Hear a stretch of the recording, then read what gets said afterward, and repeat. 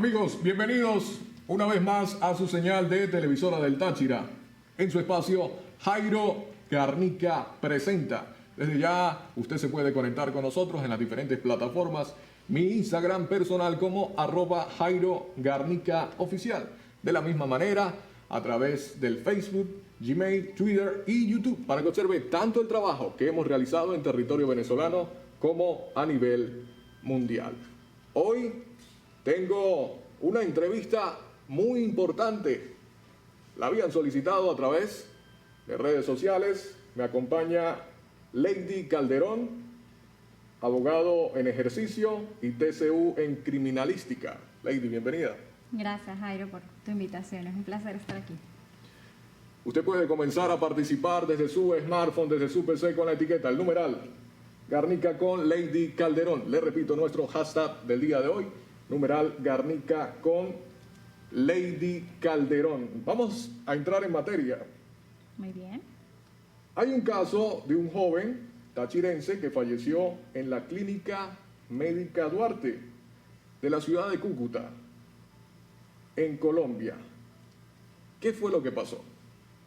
Bueno, Jairo, lo que ocurrió fue que en enero del año pasado, es decir, del 2020, a una serie de pacientes en la Clínica Médica Duarte le aplican un medicamento llamado Metrotexato. Este medicamento es para el tratamiento oncológico y los pacientes empiezan a experimentar casi de forma inmediata efectos adversos, y este joven estuvo en coma inducido después de la aplicación del medicamento aproximadamente un mes, hasta que le declaran muerte cerebral y fallece. ¿Cuántos jóvenes fallecen luego de haber recibido este medicamento contaminado? Hasta el momento nosotros representamos a un grupo de pacientes que se vieron afectados y de los cuales han muerto 3. ¿Continúan algunos en un delicado estado de salud? No todos los pacientes experimentan los mismos efectos adversos, así que los tipos de daños son distintos y claro, su salud se vio comprometida en diferentes grados. Recordemos que no solamente se trata del caso de Cristian Vivas, sino allí también se vieron afectados otros pacientes. ¿Quién tiene la culpa por haber suministrado este medicamento contaminado a varios pacientes menores de edad en las instalaciones de la Clínica Médica Duarte de la ciudad de Cúcuta? Bueno, determinar la culpa en este momento y decírtelo ya es muy pronto, porque a los fines de determinación de la culpa se tiene que hacer un estudio y un proceso judicial, y en el estudio previo del caso pues se establece todo lo que es la cadena de responsabilidad, donde tenemos el fabricante de materia prima, el laboratorio fabricante del medicamento, y tenemos a la IPS, que es la institución prestador de servicio médico, que es la que finalmente administra el medicamento. Entonces, establecer a priori la culpa pues es un poco complicado previo al proceso judicial, pero todos estos son los involucrados. Las familias afectadas demandaron ante las autoridades colombianas. Estamos en el proceso previo, sí, porque la naturaleza de este tipo de casos tiene una parte administrativa y tiene una parte judicial. Estamos en el proceso previo, que es el procedimiento administrativo. ¿Qué dijo la directiva de Clínica Médica Duarte ante estos terribles desenlaces luego de suministrar un medicamento contaminado a varios menores de edad? ¿Qué dijo la directiva? La directiva de Clínica Médica Duarte no emitió como tal un comunicado. Más allá de esto, dijo que suspendieron la aplicación del medicamento de este laboratorio.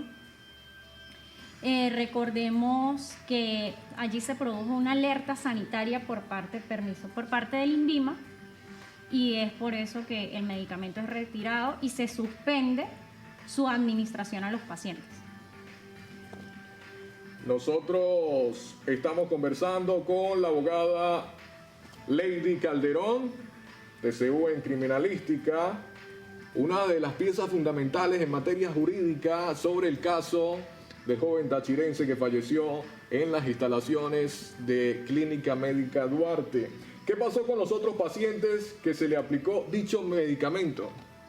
Bueno, Jairo, esta es una pregunta muy interesante porque empecemos partiendo de la idea de que son pacientes oncológicos, es decir, tienen sistemas inmunes deprimidos, y cuando tú administras por vía intratecal, es decir, en la columna vertebral del paciente, directamente a la médula espinal, un medicamento que está contaminado, esto por supuesto va a comprometer el estado de salud del paciente y la evolución que este paciente hubiese podido tener de manera favorable de haberse administrado un medicamento en buenas condiciones.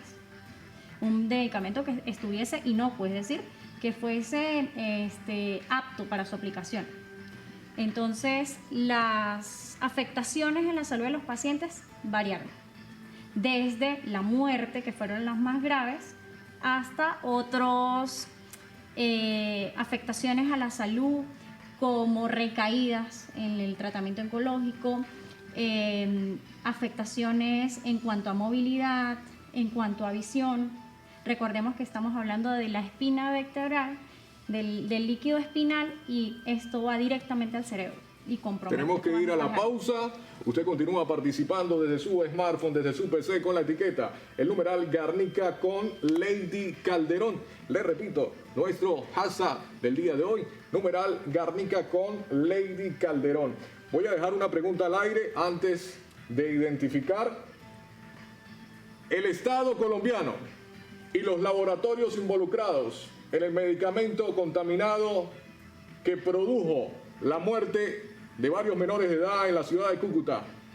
¿Deben indemnizar a las familias afectadas? ¿Sí o no? Me lo respondes al regresar de comerciales. No sea parte de la primera señal del occidente del país, televisora del Táchira. Ya volvemos.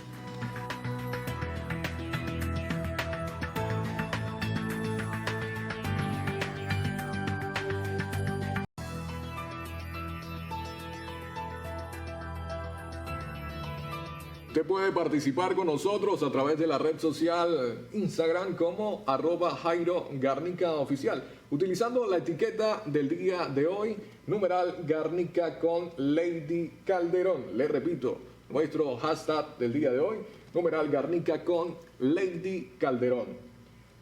Dejamos una pregunta antes de ir a comerciales. El Estado colombiano y los laboratorios involucrados en la administración del medicamento contaminado que produjo el fallecimiento de varios menores de edad en la ciudad de Cúcuta, ¿deben indemnizar a las familias afectadas? ¿Sí o no? Bueno, Jairo, esta es una pregunta muy interesante porque sin duda alguna hubo un daño a la vida y a la salud de las personas, de los pacientes a los cuales se les administró el medicamento y que presentaron efectos adversos. Es además de resaltar que estos efectos adversos no solamente se dieron en la ciudad de Cúcuta, hubieron pacientes en distintas ciudades del país, de Colombia, que presentaron efectos adversos ante la aplicación del mismo medicamento y de los mismos lotes de medicamento. Entonces sí, se pretende establecer primero la responsabilidad por el daño causado, y una vez se determina la responsabilidad por el daño causado, solicitar, por supuesto, la indemnización de ese daño, aunque claro, hay cosas que no pueden indemnizarse, como es recuperar o cómo me pagas la vida de un ser humano, por supuesto, pero se busca la reparación del daño a nivel moral. ¿Cuáles son los laboratorios involucrados? ¿De qué nacionalidad? Bueno, los laboratorios involucrados son dos. Uno es de la India, que es el fabricante de la materia prima con la cual se elabora el metrotexato, que es el medicamento oncológico que resultó contaminado, que se llama Naprot Life. Y el otro es el laboratorio colombiano, que se encarga de la fabricación del medicamento. Este laboratorio se llama Robson Therapeutics. Lady, ¿cómo va el proceso judicial hasta el momento? ¿Qué se ha desarrollado? ¿Hay pasos positivos? Por supuesto, es muy buena esta pregunta. Mira, los casos de esta naturaleza, sí, porque recordemos que no es un caso ordinario, sino es un caso que requiere un estudio mucho más técnico, porque estamos hablando de un elemento científico y médico involucrado, requieren un estudio previo. Sí, estos estudios previos requieren peritazgos a nivel médico y farmacológico. Recordemos también que vamos a estar en contienda, o la contraparte va a ser uno de los laboratorios más grandes de Colombia, y el laboratorio de la India es uno de los mayores productores también. Entonces ellos van a contar con sus peritos, ellos van a contar con sus expertos, y es el deber de nosotros como abogados, en pro de que las reclamaciones de las familias involucradas y de este grupo de personas lleguen a un buen puerto, realizar lo que es un estudio previo del caso, preparar los informes y los peritazgos médicos que son necesarios para tú acudir a la vía administrativa. Entonces, por supuesto, vamos en etapas positivas entrando a la vía administrativa, porque en Colombia, cuando tú entras a la vía administrativa, tienes que, por decirlo de alguna manera, tener tu caso ya armado y tener tus pruebas planteadas. El primer mandatario colombiano, Iván Duque, ha manifestado opinión alguna referente al caso. No, el presidente de la República de Colombia no manifestó nada al respecto, pero sí lo hizo la primera autoridad en representación de farmacovigilancia en Colombia, que es el director del INVIMA, cuando los hechos ocurrieron.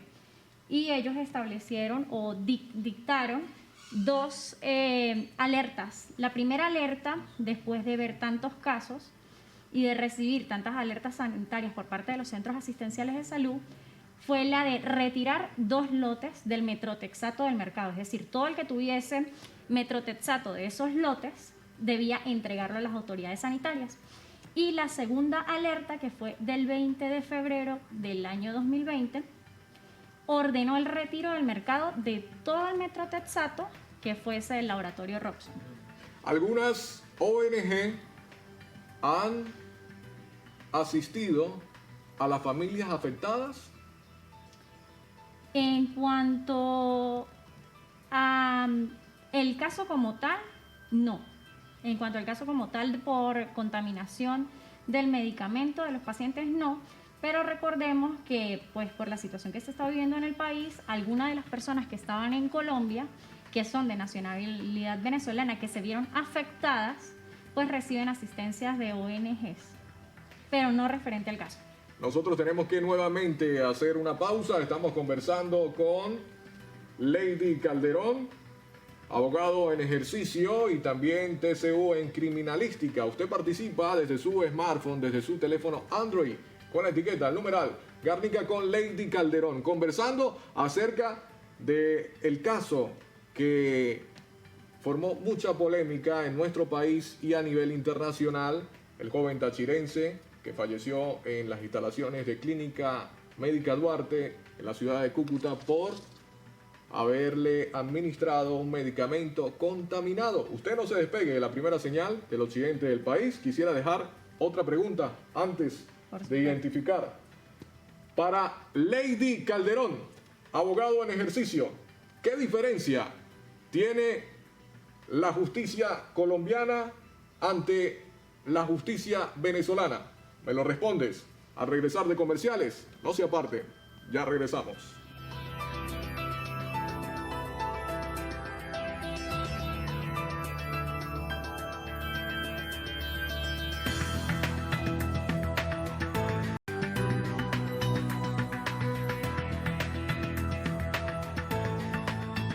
Gracias por seguir en Televisora del Táchira, en su espacio Jairo Garnica Presenta. Aquí aplicamos el periodismo de investigación en cada entrevista especial.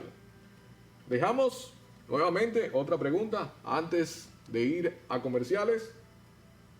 Para Lady Calderón, abogado en ejercicio, ¿qué diferencia hay de la justicia colombiana ante la justicia venezolana?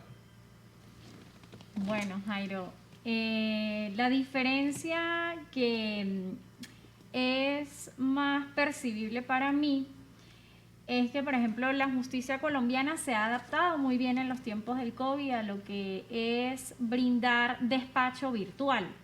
Aquí en Venezuela también tenemos el despacho virtual, pero funciona pues de una manera, digamos, más arcaica y un poco más lenta. En Colombia hay audiencias virtuales, en Colombia se maneja otorgamiento de poderes, otorgamiento de documentos. Aquí también lo estamos haciendo con un poco de retraso y pues con las limitaciones propias que hay en el país. En Colombia todo esto me parece mucho más versátil, mucho más rápido. ¿La pandemia ha afectado tu trabajo como abogado?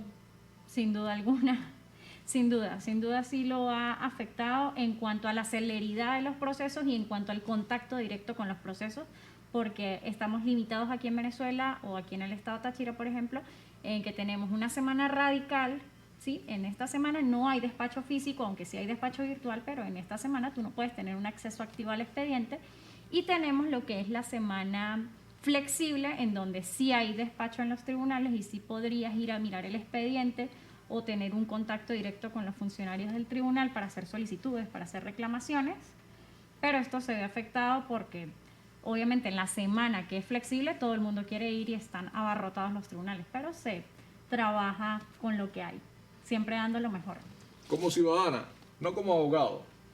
Lady Calderón, ¿confía en la vacuna cubana, sí o no? Bueno, el tema de vacunación. Primero hablemos de un plano general. A nivel general, las vacunas tienen en promedio un rango de testeo de casi 10 años. Por situación pandemia, los laboratorios han tenido que obviar ese tiempo de testeo y ese tiempo de experimentación y acortarlo porque la situación lo requiere. En cuanto a la vacuna cubana, no puedo decir, y las organizaciones internacionales no pueden avalar si la vacuna cumple con los criterios, así que mal pudiera yo tener confianza en un medicamento o en una vacuna que no tiene ni siquiera el aval de los organismos internacionales.